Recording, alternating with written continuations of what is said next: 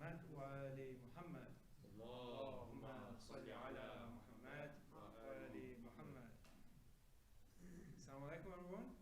It's good to see everyone face to face again, and welcome to our another night program. Welcome to all the viewers online and all the people who joined us face to face here. So we will be continuing to have our programs online and also face to face at this place. So we hope to see more and more every night. So thank you again for coming. I would like to welcome Brother Mustafa to please recite Taha, sorry, mistake, my bad. Brother Taha to recite the rest of the Holy Quran. Please welcome with loud salawat ala Muhammad wa ali Muhammad. Allahumma salli ala Muhammad wa ali Muhammad.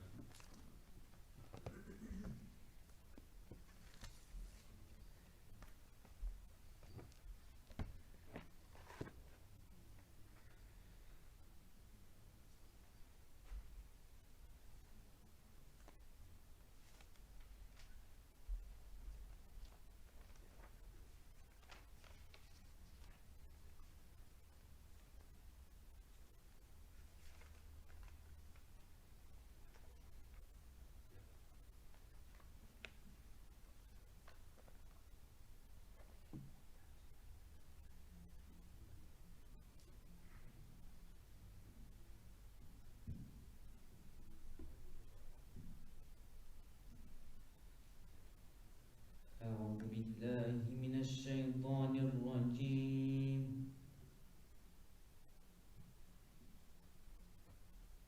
بسم الله الرحمن الرحيم.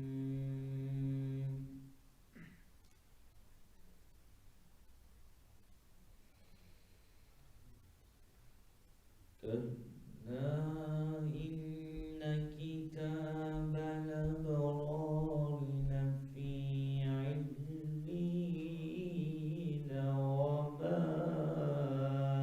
أدراك ما عليون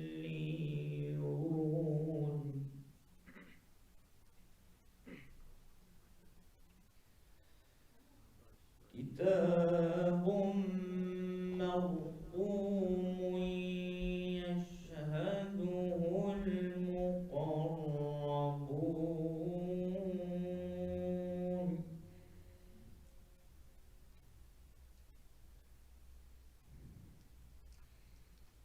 بسم الله الرحمن الرحيم.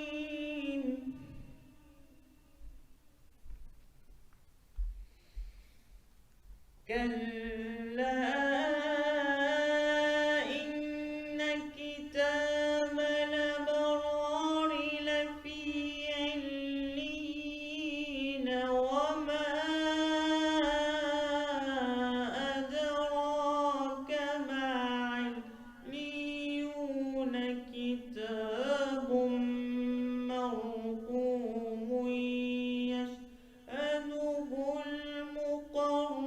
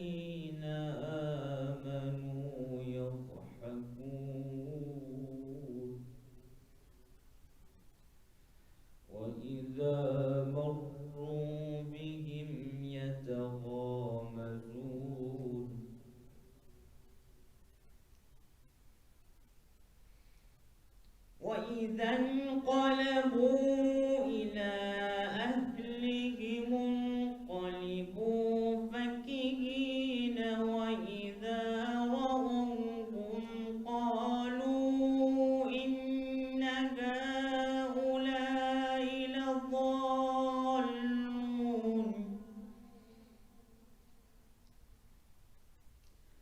وما أرسلوا عليهم حافظين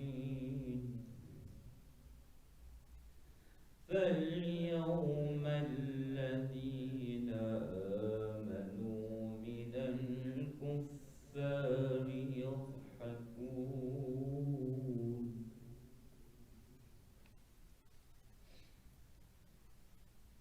بسم الله الرحمن الرحيم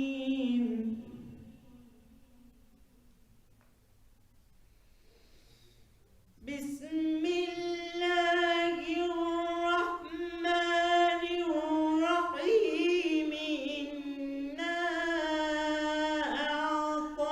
أعطيناك الكوثر فصل لربك وانحر إن شانئك هو الأبتر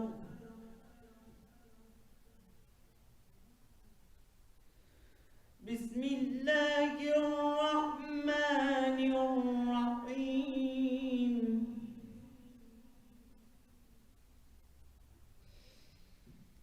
إنا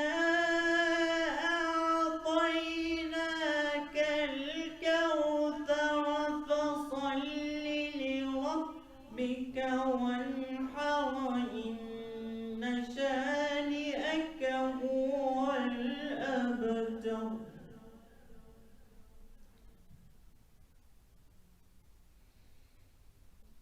إنا أعطيناك الكوثر فصل لربك وانحر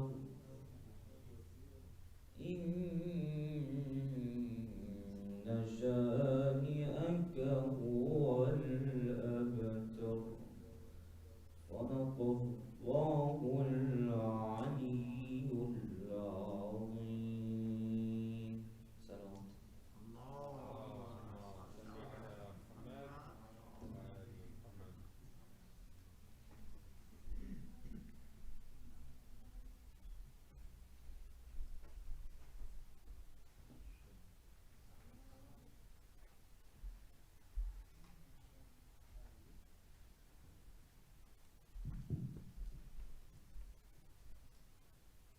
صلوا على محمد وآل محمد. اللهم صل على محمد وآل محمد. Thank you again, Sayyid Talha. Sorry for getting your name wrong earlier. My mistake. Apologies. May Allah bless your voice and give you everlasting rewards. Please recite on aloud salawat for his well-being. Allahumma salli ala Muhammad wa ali Muhammad. Just a quick reminder with the COVID rules, please do put your masks on during the program, and if you haven't checked in already at the front, make sure to do so, as it's by law requirements, and this stage we need to comply with it. So hopefully, in not too long, we won't have to see each other with masks on and we can interact as we used to in the past. So we'll continue to pray for that day, for it to be coming sooner and sooner. We'll have a Ziyarat al-Yasin, recited by dear brother Sayyidi Gardizi. So welcome with loud salawat, podium for salawat ala Muhammad wa ali Muhammad. Allahumma salli ala Muhammad wa ali Muhammad.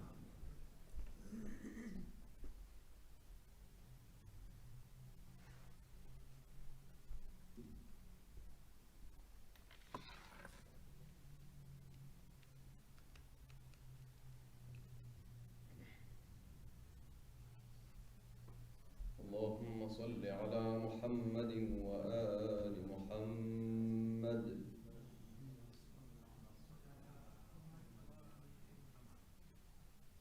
بسم الله الرحمن الرحيم.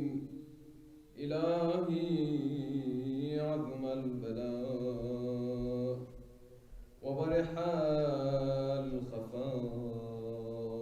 انكشف الغطاء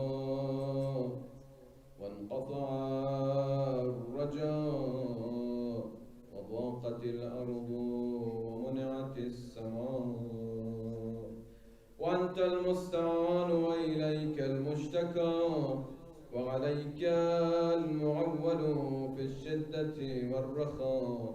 اللهم صل على محمد وآل محمد أولي الأمر الذين فرضت علينا طاعتهم وعرفتنا بذلك منزلتهم، ففرج عنا بحقهم فرجا عاجلا قريبا كلمح البصر أو هو أقرب. يا محمد يا علي يا علي يا محمد اكفياني فإنكما كافيان وانصراني فإنكما ناصران. يا مولانا يا صاحب الزمان الغاث الغاث الغاث أدركني أدركني أدركني الساعة الساعة الساعة العجل العجل العجل يا أرحم الراحمين بحق محمد وآله الطاهرين. صلى الله على محمد وآل محمد. اللهم صل على محمد وآل محمد. بسم الله الرحمن الرحيم. سلام على آل ياسين.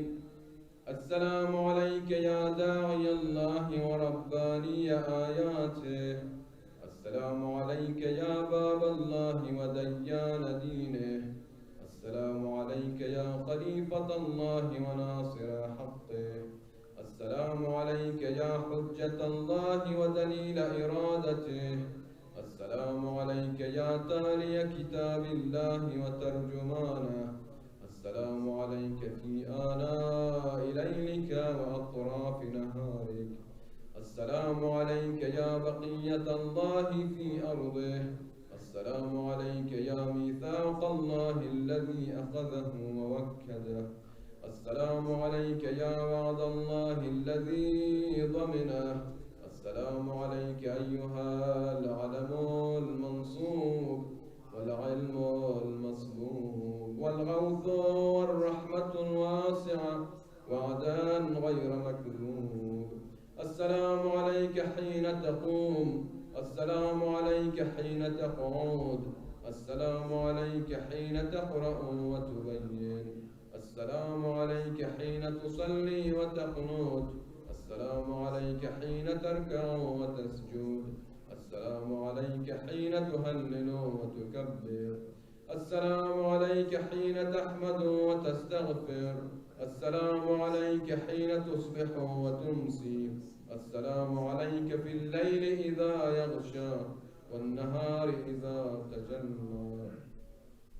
السلام عليك أيها الإمام المأمون. السلام عليك أيها المقدم المأمول. السلام عليك بجوامع السلام. أشهدك يا مولاي أني أشهد أن لا إله إلا الله وحده لا شريك له وأن محمدا عبده ورسوله لا حبيب إلا هو وأهله.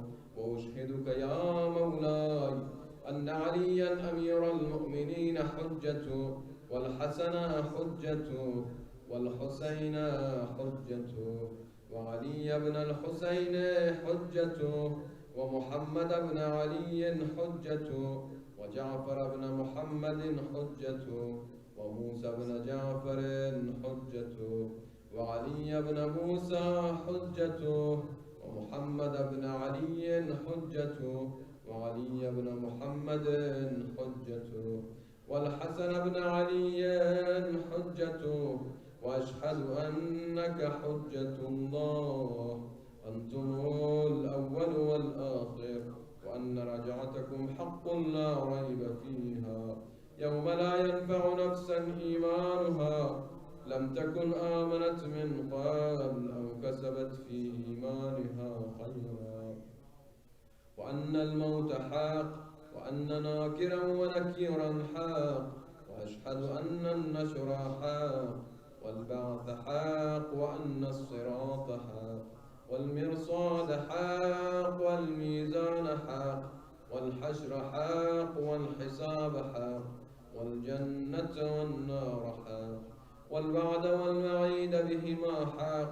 يا مولاي شقي من خالفكم وسعد من أطاعكم، فاشهد على ما أشهدتك عليه، وأنا ولي لك بريء من عدوك.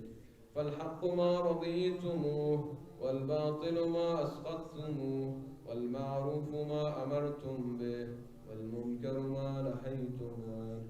فنفسي مؤمنة بالله وحده لا شريك له، وبرسوله وبأمير المؤمنين، وبكم يا مولاي أولكم وآخركم، ونصرتي معدة لكم، ومودتي خالصة لكم. آمين آمين يا رب العالمين. صلوا على محمد وآل محمد.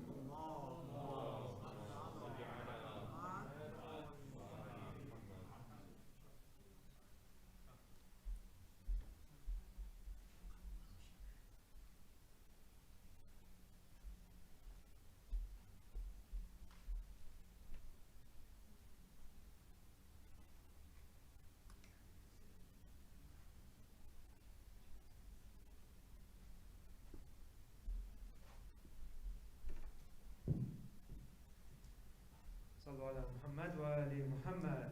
اللهم صل على محمد وآل محمد. Thank you, Sayyid Ghazizi, for another one of your recitations. We get blessed every time, your beautiful voice. And tonight we're having an interesting topic, historical one, and as usual discussion that we will be participating in. So raise your hands, shout away. Otherwise, if you want to, you know how to use VVox. You're well familiar with it. Otherwise, just follow the instructions on the slides. Put a quick code in, and you can ask the questions anonymously otherwise. So the topic of tonight is an interesting one, which delves into the early history of as the Islamic movement was taking roots in the first couple of years when the Holy Prophet had migrated from Mecca to Medina, and the turbulence that was happening and the events that occurred. So without any further ado, I would like to invite our speakers, Sheikh Saftari, our esteemed speaker, Sheikh Hamad Waqar. Please welcome them to the podium with a loud salawat ala Muhammad wa ali Muhammad. Allahumma salli ala Muhammad wa ali Muhammad. Allahumma salli ala Muhammad wa ali Muhammad. Allahumma salli ala Muhammad wa ali Muhammad.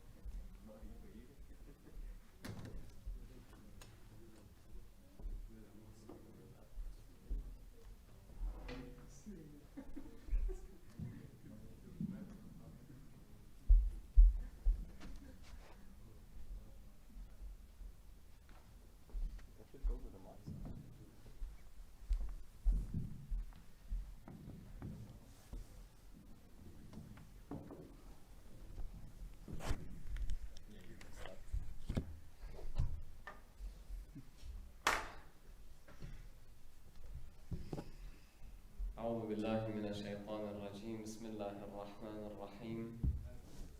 وصلى الله على محمد وآله الطاهرين. اللهم صل على Muhammad wa ali Muhammad. Muhammad. Assalamu alaikum wa rahmatullah, everybody. It's especially my dear Sheikh Hamid. Today or tonight we have an interesting discussion, a historical discussion, and perhaps somewhat sensitive, given the way modern politics looks at issues of war and how initiation of war or any form of aggression has sensitivities around it. Nonetheless, one of the issues that, or one of the questions, as Brother Salah was in his introduction referring to as well, was the pillage, as it's called, or the attack of the Muslims on the caravan of the kuffar as they were passing by Medina thereby, and the Prophet ordered for the Muslims to attack this caravan. So naturally, when you hear it like that, without any context given to the story, it sounds a little off. How could the Prophet just out of nowhere issue an attack, an offensive aggression on a caravan that's got nothing to do with them? What happened to إِنَّكَ لَعَلَى خُلُقٍ عَظِيمٍ? What happened to the Prophet having great character, of being of great a role model, so on and so forth, and what we generally know about Islam. So to understand this event in its full, in its every dimension, we have to, of course, give context to it, historical context to it, what was the reasons, what led to it, what happened after it, the aftermath to it. So unless, Sheikhna, you have any initial remarks, maybe it would be good to give us a, before the Prophet had, this event took place, what was the state of the Muslims? And clearly the Muslims were first in Mecca, and then they had just migrated to Medina or Yathrib at the time. And so maybe paint us a picture of the events and the state of the Muslims from that time. Bismillahirrahmanirrahim. Thank you. So before, is this? Yeah, it's got echo. It's a little echo. Maybe we could close this echo. Before the migration to Medina from Mecca, right, the Muslims were persecuted big time, and there was no recourse to protect themselves. So Allah did not permit jihad before they migrated to Medina. So in Mecca, the mushrikeen were attacking them, right? So they would torture them, literally torture them. Some of the Muslims lost their lives while being tortured. They would economically attack them as well. So they had them situated in a small area, Shib Abu Talib, and they made like an economic blockade, and they wouldn't let anything in. So the Muslims were extremely impoverished. They were persecuted, and because of this, the Prophet sent a number of them to, I guess it's Ethiopia nowadays, to escape this torture. And also, he was ordered by Allah to migrate from Mecca to Medina in order to escape this torture and the persecution that the Muslims were facing. Right? So probably the main reason why they were in Medina at the time is because of all of the persecution and torture and attacks that they received while they were in Mecca. Right? Now, and as you were saying, once they reached Medina, they were in a place of relative safety now. So they established the Islamic government. They weren't all Muslims. There were different ideological groups there. There were Jews there. There were people of other ideologies. But the Muslims were in control of that area, right? And when they were in control of that area, the Meccans would send caravans beyond Mecca. So they weren't sending caravans to Medina. They were sending caravans farther off towards Sham, right? And from Mecca to Sham, they passed through. Which is modern day Palestine, essentially. Yeah, some Palestine, Syria, that That's area. Right? So they would pass through Medina, or at least around it. And trade caravans were probably one of the most important sources of wealth for the people who lived in Mecca. So they would send these trade caravans all over the world, basically that area, and trade with other cities and other I guess even other cultures, and they would make lots of money doing that. They also held the pilgrimage, so Hajj existed before Islam, and they would make money in the pilgrimage also.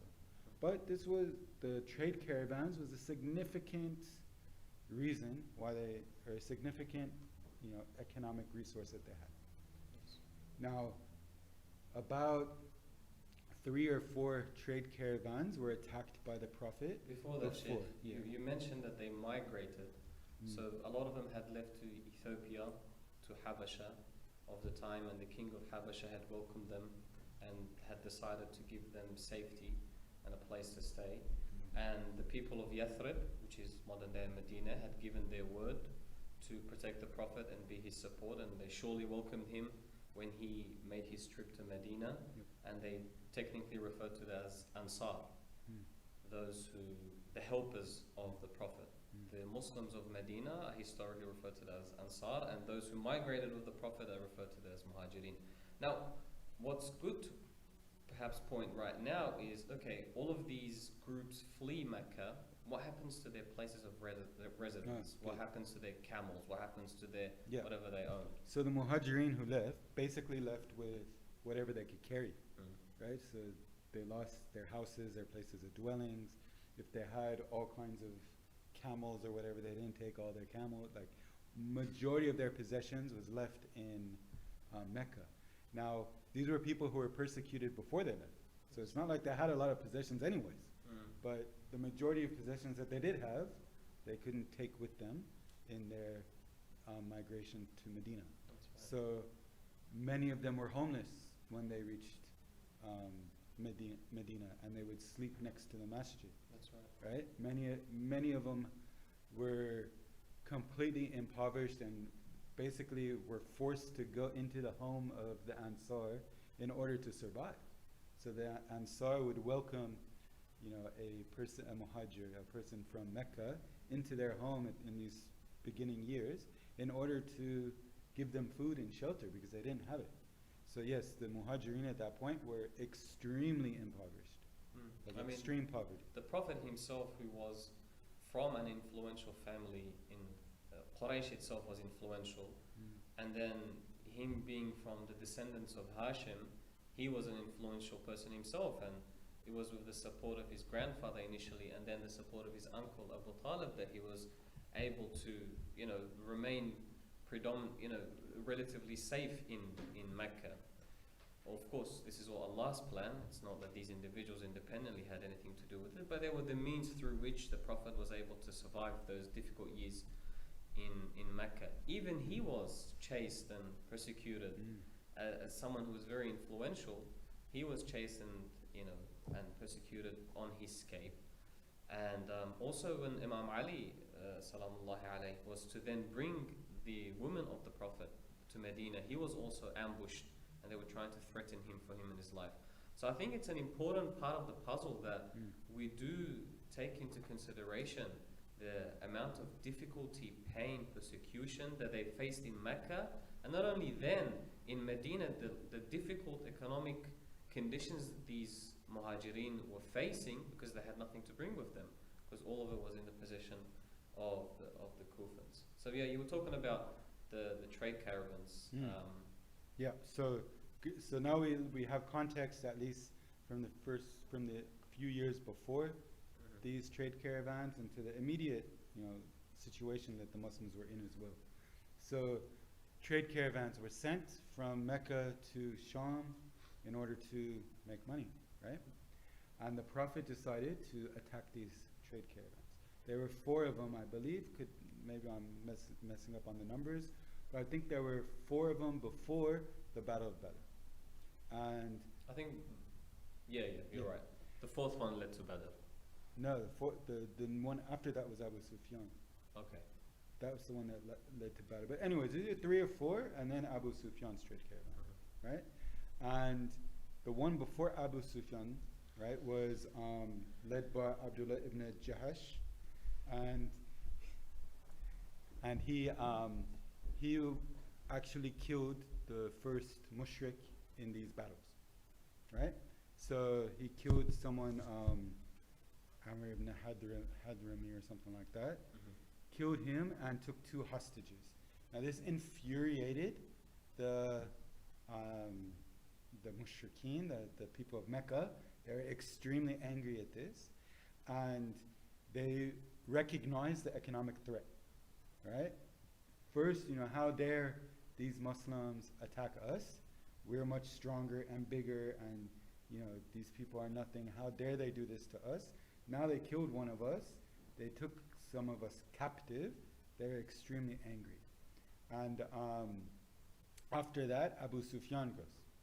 Now, Abu Sufyan's trade caravan was a very large trade caravan.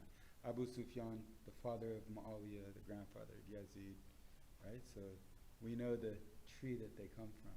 But he recognized that the Muslims are going to probably try to attack him. So he was smart, and he changed his path. And when he changed his path, he was able to go past them. So the Muslims were sending scouts. He would also send scouts, and he knew where the Muslims were coming, and he was able to change his path and go to Sham. But at that same time, he recognized on his way back, the Muslims are going to try to get him. So he also sent a person to Mecca to ask for help. And he told the person to bloody himself up with camel blood and tear his clothes and go into Mecca making this big old commotion. So everyone goes, "Whoa, what happened?" And then he could tell him. So he made this bigger than it was, right? Or it was big, but he exaggerated the situation. And the people in Mecca realized, all right, let's go and attack. Let's go and protect this trade caravan. Let's not let the Muslims take over this caravan. So Abu Sufyan on his way back, again, sends these scouts, recognizes where the Muslims are, and is able to slip by them. So he escaped the Muslims both going and coming, right? Now, when he was coming at the end, right, I forget who it was who was leading the Meccan army. Do you remember his name? Abu Jahl was. Was it Abu Jahl? I don't think it was Abu. He was pretty much. Abu Jahl didn't go, didn't he? No, in Badr. He was killed in Badr. He was killed in Badr. One of them. One of them didn't go. One of those big ones said he was sick and he didn't go. Okay. But anyways. Pulled an excuse. They're all in one of them. Now, anyways, as they were going, as Abu Sufyan passed the Muslims, there was no more threat. The caravan was safe. They didn't need to attack. But the mushrikeen said, look, the Muslims are expecting to attack a small caravan. They're not expecting a big army. If we attack him, we have a chance of destroying him here. So let's use that. Let's use surprise on our side, and as a strategic attack, let's use this opportunity and attack the Muslims. And then that's how Badr started, right? But these caravans and attack of these caravans are, I think, the topic of the conversation, not what happened in Badr. Everyone knows in Badr the mushrikeen were bigger numbers, Muslims were less, and alhamdulillah they destroyed them, right? But still, I think there's some questions that came up, and yeah. I know you have questions as well. Why were, many caravans had passed before. You said there were 3-4 other raids that, raid's probably not the best term, but it is a raid at the end of the day. Yeah. There were other caravans that had passed Medina. They were raided, but the Kuffar, or Quraysh, let's use that word, Quraysh had not decided to attack them back or show any form of serious retaliation. But instead, this time, of the caravan of Abu Sufyan, they chose, spearheaded mainly by Abu Jahl, and this is interesting to know that not all of the Quraysh were actually in favor of an attack. That it was Abu Jahl who was, as you said, very offended, that he decided that once and for all we need to put an end to this. They had a lucky escape from Mecca, but we need to cut them short right now before they grow any bigger. So he was an important figure in orchestrating the aggression against the Muslims in the Battle of Badr. But why were the other kuffar so intrigued or so interested in taking part in protecting this caravan? You mentioned why they would want to go to war, but why were they so interested in protecting Abu Sufyan's caravan? Well, it was a big caravan, Mm. right? So it wasn't, the other caravans were also important, but they weren't as big. Mm. And it also, the previous one of the mushrikeen was killed and a few were taken captive. Mm. So in the first two, it was just, or the first two or three or however many it was, they just took their goods, Mm. right? They didn't kill anyone, they didn't take anyone captive. Third one they did, so it's escalating, right? So the mushrikeen are seeing a pattern of escalation, Mm. and then Abu Sufyan's caravan is probably one of their biggest, Mm. right? So it's one of the most important caravans that they have because of Abu Sufyan's stature as well. So Abu Sufyan was a very prominent figure amongst the mushrikeen. So I think those are probably why they gave more importance to his. Yeah, they also had contributions in that caravan. A lot of, you mentioned that essentially, saying it was a big caravan. Yeah. But Abu Sufyan was leading that caravan, but a lot of the Quraysh themselves had contributions in that. They had invested in that caravan. So it was important for them to make sure it safely is able to make it to Palestine and back. Now, it's, the whole point of this discussion is to address the elephant in the room. Is that, okay, you just explained what happened, all good, but who in their right mind would think the Prophet of Islam would allow raids on a foreign caravan, that's got nothing to do with them? How can we justify this? So there's some authors, right, who state that the reason why the Prophet attacked these caravans is because of the financial state that the Muhajirin were in, right? So we explained that they were extremely impoverished, and they had no money, they had no property. They weren't able to take care of themselves by themselves. They needed help from the Ansar to be able to survive. So these caravans were caravans of wealth of the time, and the one that was led by Abdullah ibn Jahash, right? That army or that battalion or whatever you call it was only Muhajirin.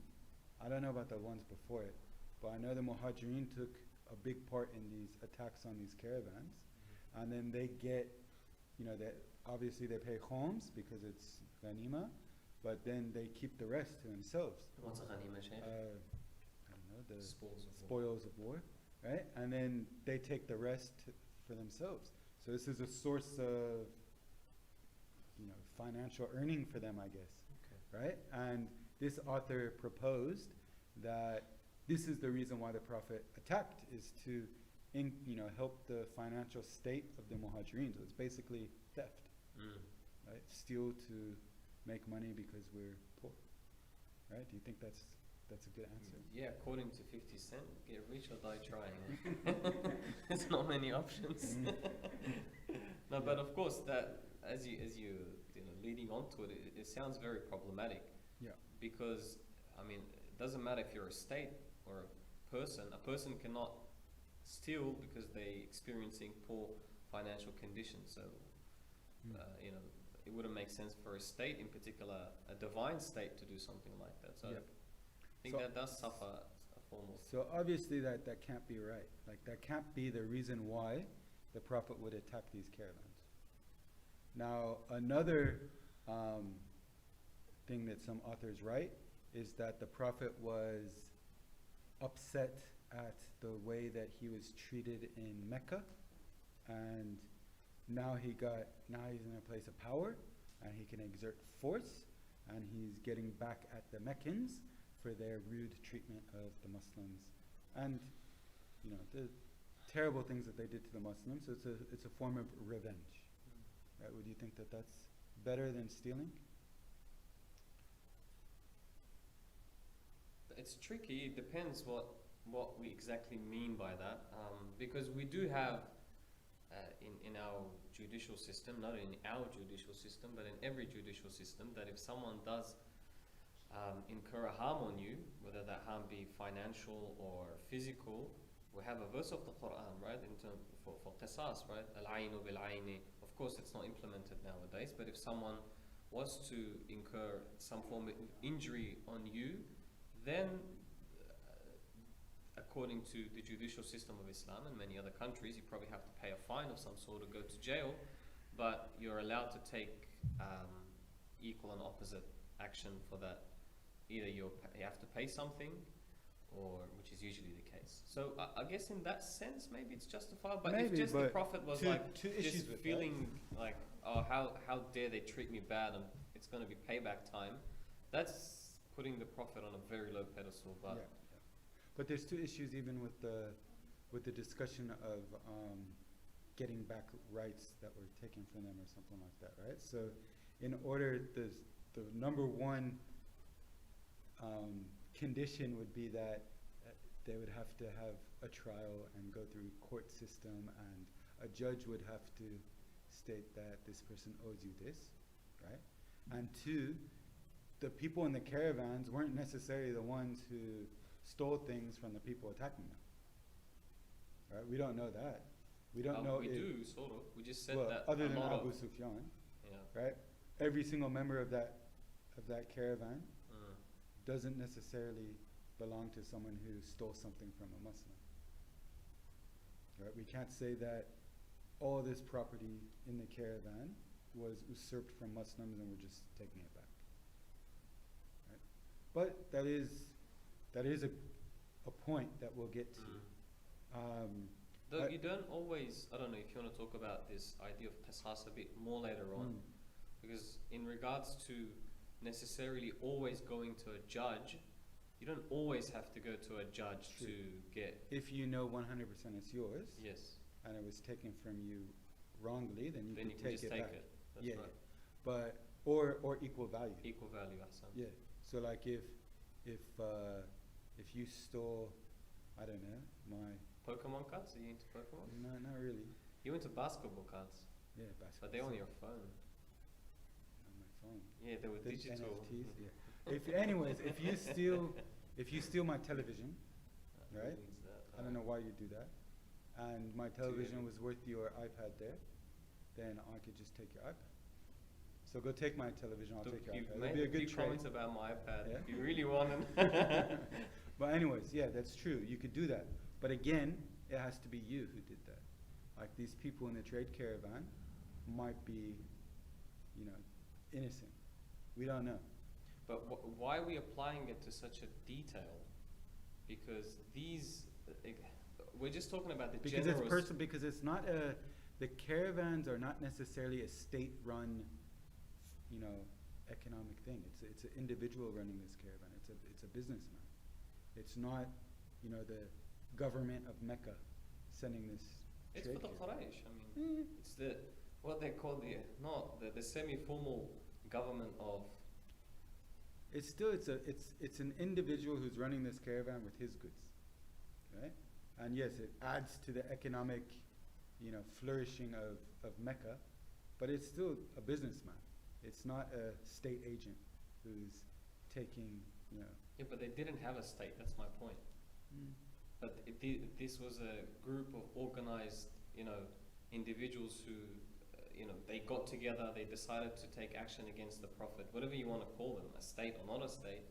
These groups, these financially capable individuals, actually, one of the reasons they were scared of the Prophet was because they were potentially threatening their financial status. So I don't really, just because they weren't a state doesn't really change much for me. They're still the same individuals. Yeah, but the person who is running the caravan, Yeah. and the goods that he's taking to Syria and selling, and the money he's bringing back to Mecca, right? He doesn't go back to Mecca and just distribute amongst everyone, right? It's his stuff, right? And then he has people working for him, Yeah. and he gives them wages. It's like it's a business. Yeah, I think Right? it has to be seen exactly which caravans he ordered an attack on. True. Like I don't know the details Yeah, of that. because I'm sure more than 4 caravans passed in a couple of years through that route. So the fact that there was only 4 raids, that means there was, something It's special possible there was about them. It's possible, yeah. Yeah. All right. There's another answer Ayatollah Makram Shirazi gave in an article I was reading. And what he said is, look, like people are just looking at the attack on the caravan out of context, as you said, And they're saying, how bad is this? This is terrible, right? And he's saying, look, you got to look at the context. First, the context was these people in Mecca were attacking the Muslims. Like, they wanted to destroy Islam. They wanted to kill all the Muslims. And if you look at it in that way, it's a state of war, right? Like, it was already a state of war. There were already tensions. It wasn't that the attacks on these caravans created tension.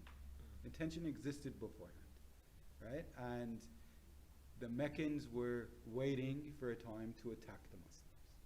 They were gathering their troops. They were just waiting for the opportune time, just as what was seen at the Battle of Badr, where they thought, oh, now we're going to have an advantage here. Let's go and let's smash them. Let's get rid of them once and for all. Right? It's not like when they left Mecca, they're like, okay, good, alhamdulillah, they're gone. Right? They followed the caravan that went to Ethiopia to try to kill them. Like, they had animosity towards the Muslims in general, right? And Ayatollah Makram Shirazi was saying, look, when you have an enemy, what you do is you attack them physically, you attack their economy, you try to make it so that they're not able to overpower you. And in that time, in that age, when you were richer, when you had a stronger economy, you would have better weapons, you would have more soldiers, your soldiers would be able to eat more in the time of war, and they'd be able to stay there, they'd just be in a better state. So attacking these caravans was chinking the armor of Mecca in order to prevent a war. Do you see how the same argument is relevant here? How do we know those caravans were related to individuals who actually did harm or were enemies of the kuffar? So the same. So they were enemy, like they were mushrikeen from Mecca who were enemies and had animosity against the Muslims. Yeah. But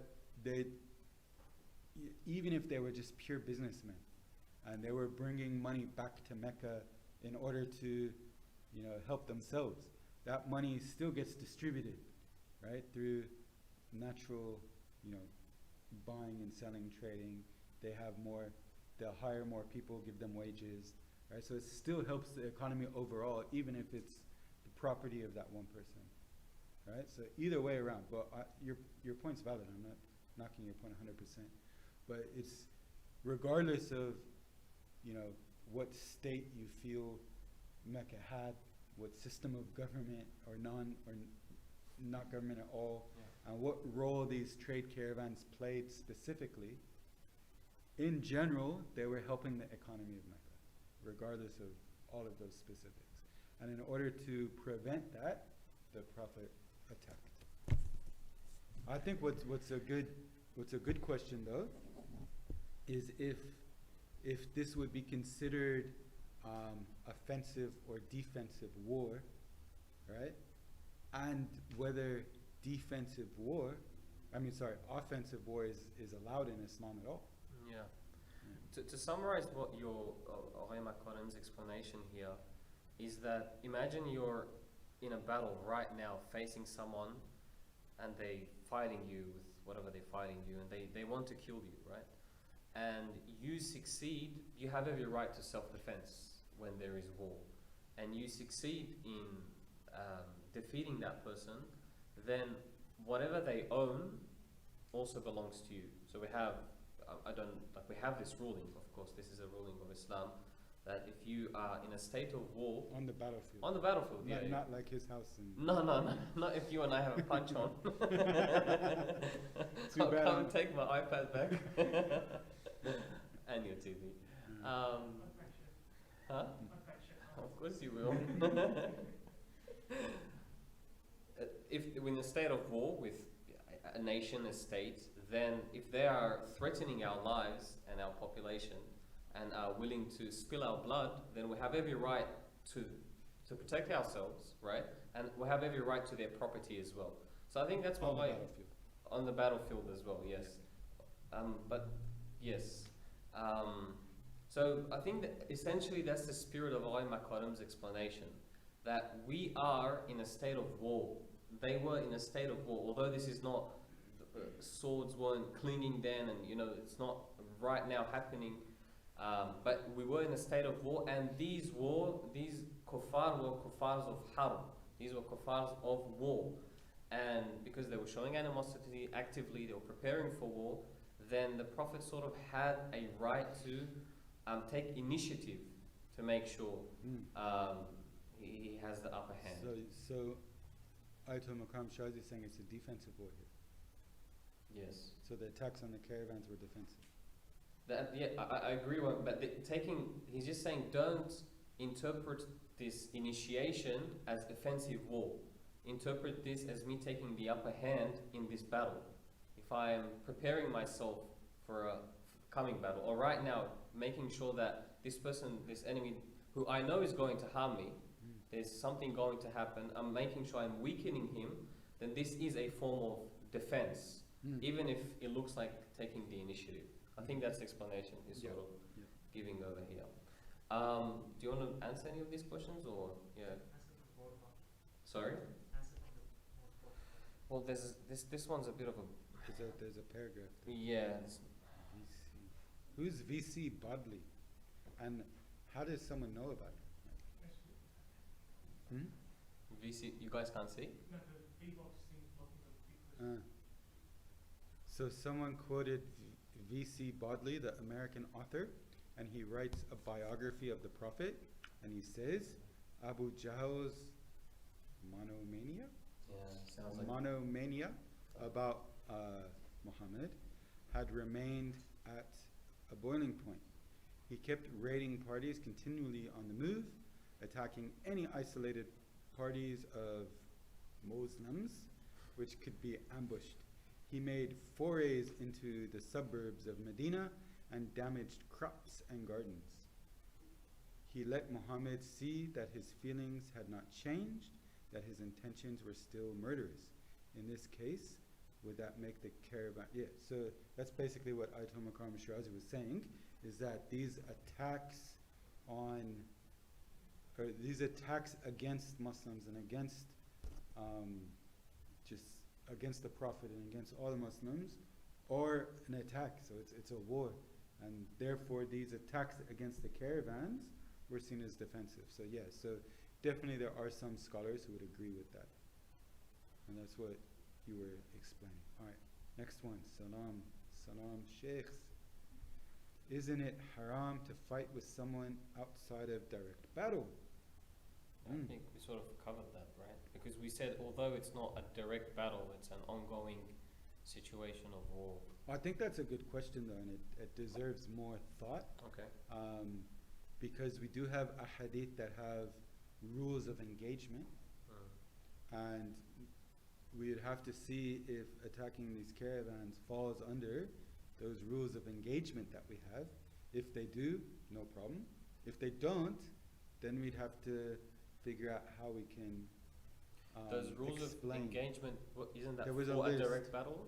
Yeah, it's a direct battle. So when you're like in preparing for a direct battle, how you ought to engage a battle. So it's like not chopping down trees and only attacking the people who are fighting against you and so on and so forth. Yes. Right? There's a whole list of them. Right? And attacking a trade caravan seems like it might be outside of the scope of that hadith. And you could say that hadith is only talking about like physical war, direct battle, and it's not talking about these types of attacks, right? I would agree.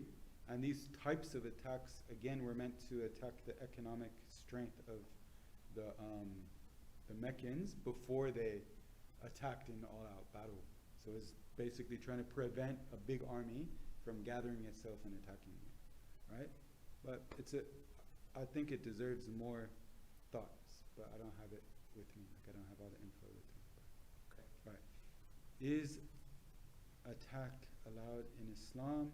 Isn't jihad Isn't jihad only allowed for defending Islam and lives? Would it be allowed for promoting Islam? So I think that's the question you sort of... But let's answer this one. That's a good one too. Yeah, let's answer the one before it. The Prophet had the most prized possessions of the Quraysh at his fingertips.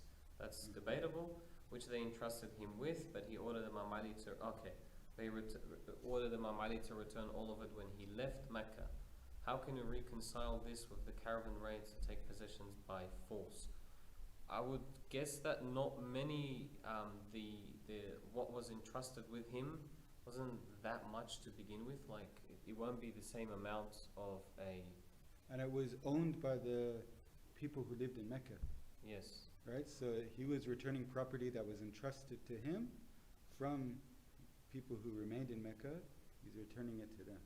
Right? So he's not taking it to Medina. It's not property of anyone who lives in Medina. Yeah. Right? So the people in Medina would still be impoverished. And as you said, it's not like he was living in his house and all the gold and amazing, artifacts of that time were in the Prophet's house. He wasn't a bank or something. Yeah, they were sanctioned for 3 years. They were barely able to eat anything for days on end. Yeah. So these weren't really considerable wealth that would run a state if he had to take it with them. Yep. I just wanted to ask, so do we have anything in the Sira literature that shows the response of Quraysh to what the Prophet did in terms of whether they criticise him on a moral basis?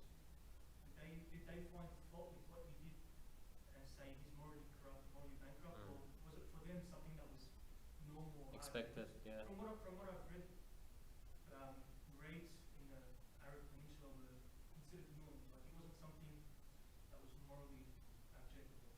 So, do we have anything from the Quraysh saying, okay, this prophet is evil, is this or that? Or did they just see it as standard tit for tat? Yeah, in fact, I was reading today, the reason some of the Quraysh were actually against the Battle of Badr, they did not want to go and attack, was they felt that exactly what you were saying, that look, we're safe, why are we going picking on him again? So they felt on their side that they were initiating something else. So there are historical records that show, and there's even letters from the Prophet that after this raid happens, he has information that they deciding a war. Some sources indicate that he did send messages to them saying that I don't want to be responsible for this war. And then Abu Jahl or Abu Sufyan, I think it's more Abu Jahl, said, I'll be responsible for this. I'm making sure this is happening. So not only what you mentioned, but we have the other side that some of the Quraysh were feeling responsible for elevating the situation. Did you have a question? It's been claimed that the Quraysh wanted to use the revenue from the trade caravans to buy weapons and wage war on the Muslims. Hence, the Prophet sought to thwart their plans. Is this an authentic argument? I don't know if exactly the money that was raised from the trade caravans was going to be used to buy weapons. I don't know if we have that in literature. In general, yes. Like in the general principle, we could say yes. But specifically, I haven't seen anything that specifically said that. Okay, maybe we can come to the offensive jihad question if we're done with those questions. Okay. Were any innocent people killed during the raids who bore no animosity to the Muslims? So you mentioned that only one individual was killed in the raid. I don't know his position though. I don't know anything about this person. Okay. He could have been one of the people who tortured Muslims, and I have no idea who this person was. Yeah. Okay. And I tried to find stuff about him, but I couldn't. So. Okay, we'll go to the discussion you wanted to bring up as well in regards to do you only have defensive war or jihad in Islam, or is offensive war allowed? Meaning that can we, without any form of aggression from the opposite party, just because they are not Muslims, we're going to attack and take over their lands? Is this something that's plausible in Islamic faith? Yeah, so normally speaking, there's two types of wars. There's offensive and defensive. Defensive, as you said, there's absolutely no critique of it, right? So, we don't have the turn the other cheek mentality that exists in Christianity or modern day Christianity. You're allowed to defend yourself as an individual, as a community, as a state. If you're being attacked, if your life's in danger, there's no issue. Not only is there no issue, it's highly recommended and encouraged to defend yourself and It's to, wajib. in some cases it could be wajib even. Yeah. So that's on one side. But offensive wars are different. Offensive wars means the country that, that's bordering you has done nothing to warrant you to attack them. They're not, hurting you in any way at all. And you say, I want to take over that land, or I want to make these people Muslim, and you go and attack. Is that okay? Like, I think that's the question. What do you think? So, our fuqaha have had differences of opinion in regards to offensive war. Some have argued in favor of it. Some have argued in favor of it, but conditional on the presence of the Prophet or an Imam. And some have openly rejected it in all times. So neither during the time of the Prophet or the Imams, nor during the time, of course, if it's not going to be initiated, if the Prophet is not going to be allowed to do something like this, then what right does it give a faqih, a jurist? Or someone like Khalid ibn Walid or someone like that. Oh, yes. Or later, basically, expansions that took at the hands of the caliphs. So, what I found interesting was the position that says, which the likes of Allama Tabatabai, I think you mentioned even Ghayma Karim Shirazi also has this position, Shaykh Mutahari, that any form of aggression taken has to be at the cost of liberating some form of rights for people. So if a state is blocking people from receiving the right information, let's put the argument this way: each person has the right to receive the truth from the Prophet and to receive the divine religion, and so they can live their life in the way Allah has wanted them to, and flourish in the best way that Allah has designed them to flourish in that way.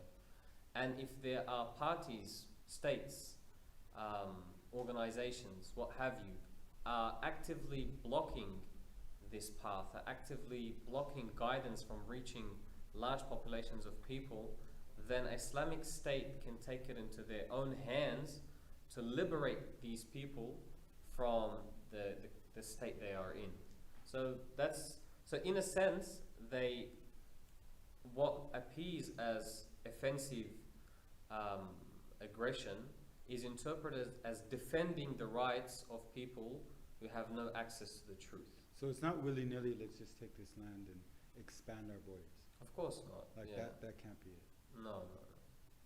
There has to be something has to be happening in that country that warrants us to make a move. That's right. Possible.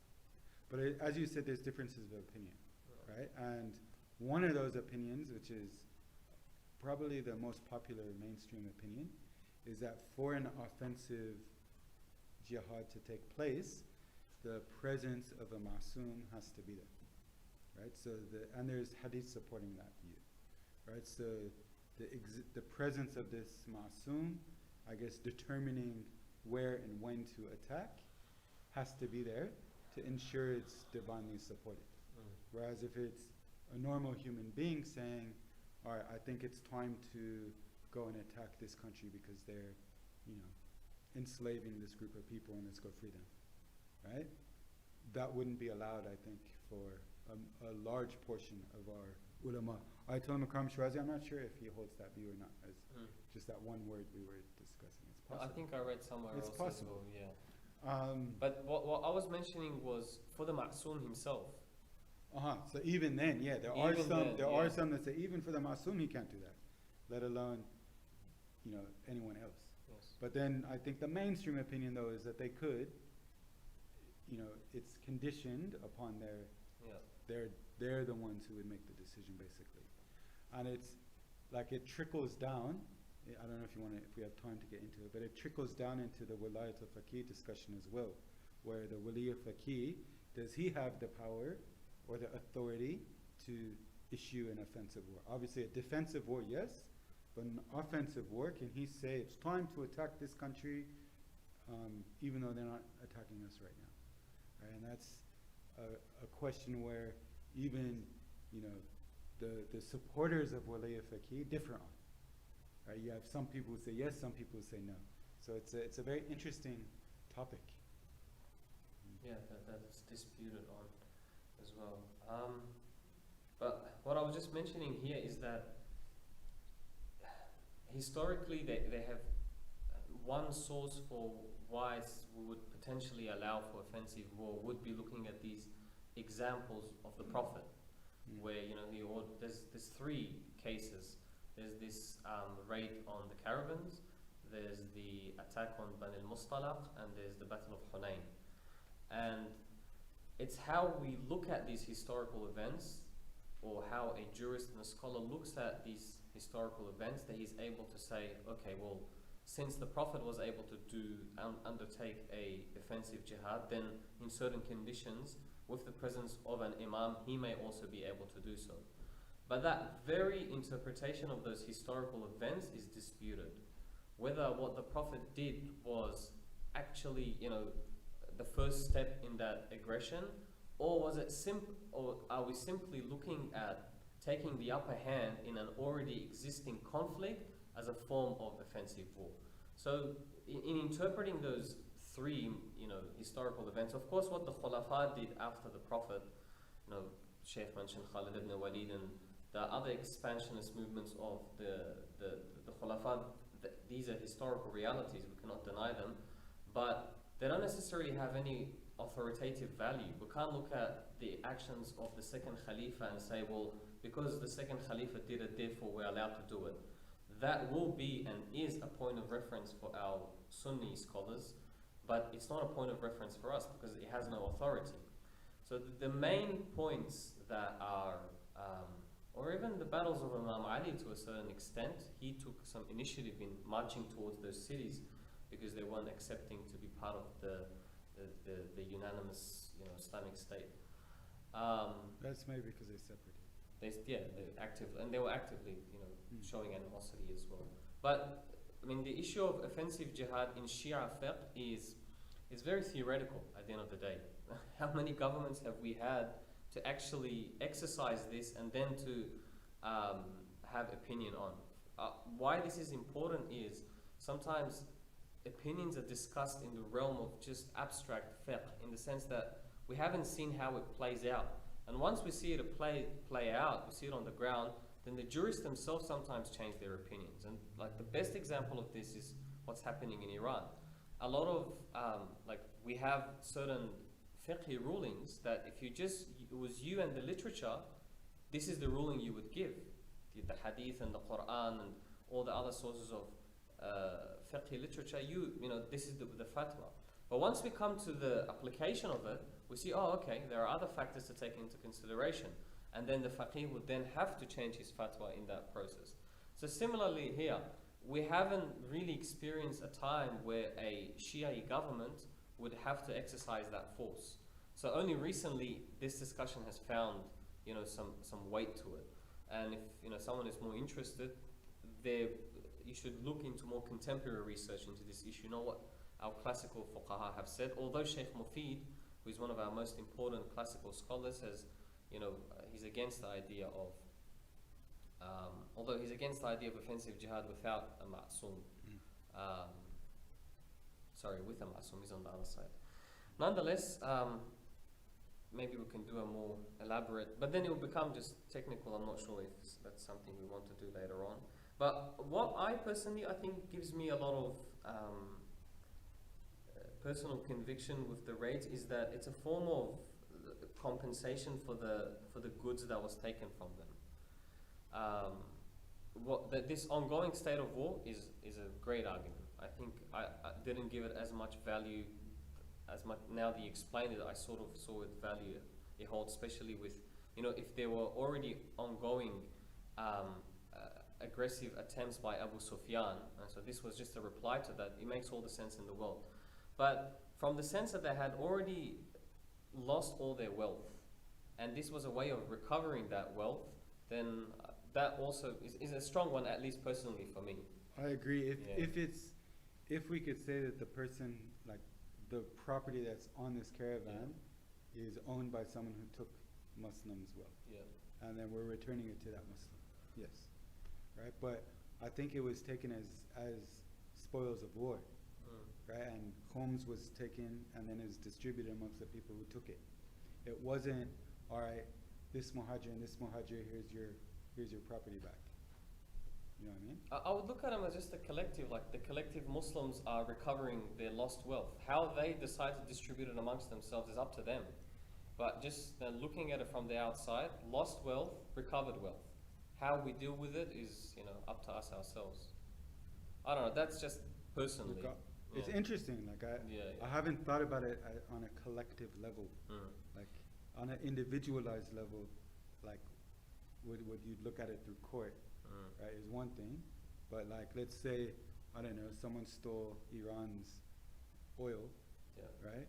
Now, can they go and take something else, right? Not Iran's oil, let's say an individual's property where they seized his assets, and now can Iran take back something and distribute it how they want, even though it's this person's asset? I don't know, it's something to think of, and that example is probably way off, but anyways. All right, let's look at these 3 questions and wrap it up. You All want right. to have a look at it? In a state of open war, is any damage to the other party fair game? Not any damage, no. There are rules of engagement. I don't have that list in front of me, but there are. It's not. You can't just do anything you want. Definitely not. Second one, in Battle of Khandaq, Medina was under siege. So would that mean the whole region was a battlefield? They did fight outside of Medina. They didn't fight in the city. So there was a discussion amongst the Muslims on how they would defend themselves. Some people thought that they should go on the roofs and fight in the city, and it was determined, no, let's not do that, so the city doesn't become a battlefield. So they fought outside of the city, right? But wherever fighting is taking place is considered the battlefield. Is it true the Muslim army blocked water access to the Quraysh? So in that battle, it was ordered to block some wells, but they still had access to other wells. So it wasn't like a total blockage, but certain wells were blocked. Maybe for strategic positions, they did not want them to come around those wells. But in relatively near distance, they had access to other sources of water in that well. If even a Masoom cannot issue an offensive war, how will Imam Mahdi alayhi salam form a global Islamic government? Nice. Yeah, I've had a lot of mubakathat on this one with a lot of friends. This will probably take a bit of time. Maybe, I don't know, do you want to discuss that? Could be a topic on its own. Yeah. Well, like just who's to say that he won't be attacked and he's defending himself in this war? Yeah. You know what I mean? Like there is supposed to be this huge war that happens before he comes, so the whole world will be in a state of war. So maybe he is being attacked and is defensive. But still, that's a good question. We'll talk about. Yeah, I mean, looking at the reality of the world, any independent state is automatically crushed, like pressures put on them. So just imagine the claim that the Imam will be making that, I'm the God-sent savior, and the whole world's going to be soon mine. I think people will feel very threatened and will take a lot of initiative in trying to take him down first. But like the literature's small on how exactly, as far as I know. I mean, there are literature on the battles that will take, but there is also the idea that it goes back to the whole point of the disappearance of the Imam, the occultation of the Imam, and his return. Nothing's supposed to be supernatural, so the Imam is going to rely a lot on convincing the people by his message, by his charisma.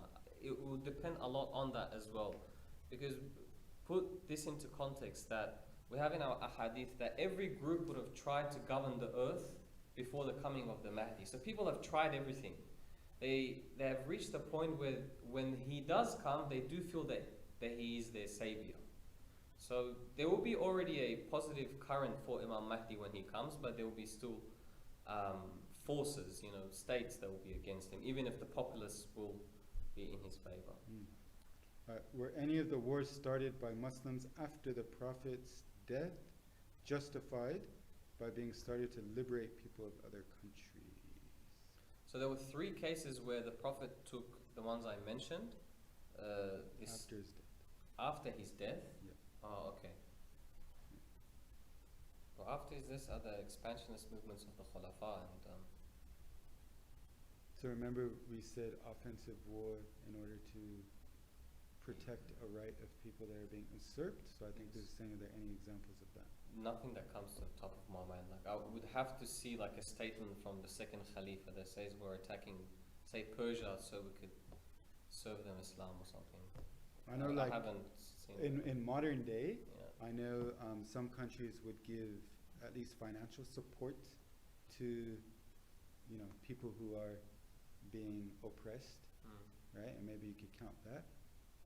There are claims that during the time of the Khulafa, in places like Rome and Persia, the places that were invaded by the Muslims of that area, there were a lot of oppression and injustice. There was a lot of income inequality, starvation, and people lived much better lives after these invasions in the general sense. A lot of historians make that claim.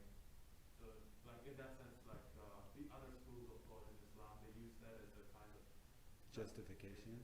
It's possible, but that's like, was that the intention of attacking the country A? And B, like it's kind of a slippery slope. Like if you're saying, all right, we can attack any country and then we find they were corrupt in this way, okay, justify. You know what I mean? But it's possible that, it's highly probable that there was a lot of corruption and oppression that happening in those countries at that time, and I can't give too much credit to the Muslim armies and what they would do at that point in time. Like I don't know how helpful they would be to that situation, knowing those groups of people. But anyways, all right, next one. Does the expansionism of the Safavid dynasty hold any merit on a religious level, Mr. Safdari? I don't know the answer. This answer simply, it would just have to be, we have to look at each war, like Safavids in and of themselves they're not the 15th Imam or the 15th Ma'asum. They lost land to the Ottomans, they didn't expand. Yeah, there's a backward expansion. They took some land, sometimes they took, but sometimes they they lost lost. Iraq to the Ottomans.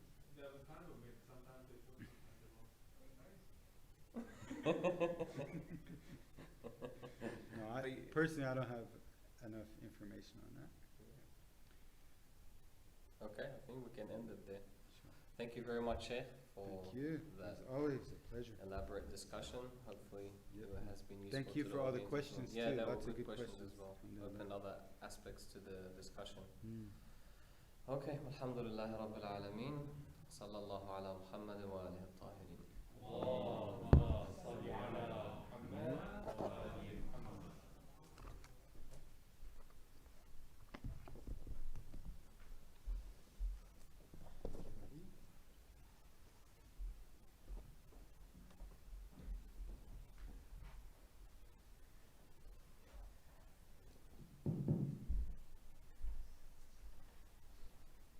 Wow, what a discussion. So many comments and replies, and I'm sure the engagement was quite a reflection of how interesting and dynamic the various lines of arguments get and how we can think about it, and lots of things to think about taking home.